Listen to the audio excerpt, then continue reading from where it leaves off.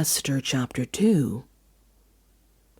Later, when King Xerxes' fury had subsided, he remembered Vashti and what she had done and what he had decreed about her. Then the king's personal attendants proposed, "Let a search be made for beautiful young virgins for the king. Let the king appoint commissioners in every province of his realm to bring all these beautiful young women into the harem at the citadel of Susa.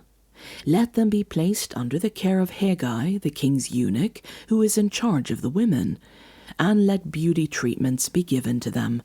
Then let the young woman who pleases the king be queen instead of Vashti." This advice appealed to the king, and he followed it. Now there was in the citadel of Susa a Jew of the tribe of Benjamin, named Mordecai, son of Jair, the son of Shimei, the son of Kish, who had been carried into exile from Jerusalem by Nebuchadnezzar, king of Babylon, among those taken captive with Jehoiakim, king of Judah. Mordecai had a cousin named Hadassah, whom he had brought up because she had neither father nor mother. This young woman, who was also known as Esther, had a lovely figure and was beautiful. Mordecai had taken her as his own daughter when her father and mother died. When the king's order and edict had been proclaimed, many young women were brought to the citadel of Susa and put under the care of Haggai. Esther also was taken to the king's palace and entrusted to Haggai, who had charge of the harem. She pleased him and won his favor. Immediately he provided her with her beauty treatments and special food. He assigned to her 7 female attendants selected from the king's palace and moved her and her attendants into the best place in the harem.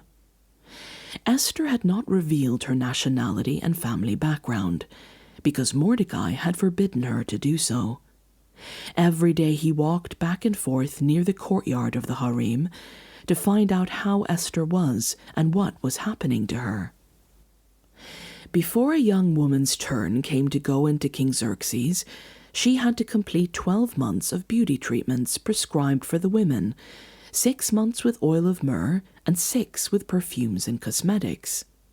And this is how she would go to the king. Anything she wanted was given to her to take with her from the harem to the king's palace. In the evening she would go there, and in the morning return to another part of the harem to the care of Shashgaz, the king's eunuch who was in charge of the concubines. She would not return to the king unless he was pleased with her and summoned her by name. When the turn came for Esther, the young woman Mordecai had adopted, the daughter of his uncle Abihail, to go to the king, she asked for nothing other than what Haggai, the king's eunuch, who was in charge of the harem, suggested. And Esther won the favor of everyone who saw her. She was taken to King Xerxes in the royal residence in the 10th month, the month of Tebeth, in the 7th year of his reign. Now the king was attracted to Esther more than to any of the other women, and she won his favor and approval more than any of the other virgins. So he set a royal crown on her head and made her queen instead of Vashti. And the king gave a great banquet, Esther's banquet, for all his nobles and officials.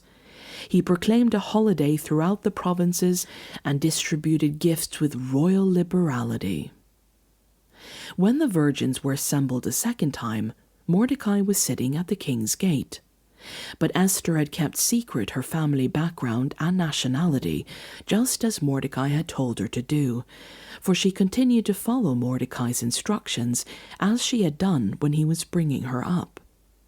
During the time Mordecai was sitting at the king's gate, Bigthana and Teresh, 2 of the king's officers who guarded the doorway, became angry and conspired to assassinate King Xerxes.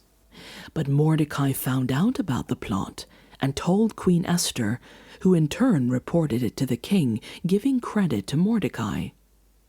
And when the report was investigated and found to be true, the 2 officials were impaled on poles. All this was recorded in the book of the annals in the presence of the king.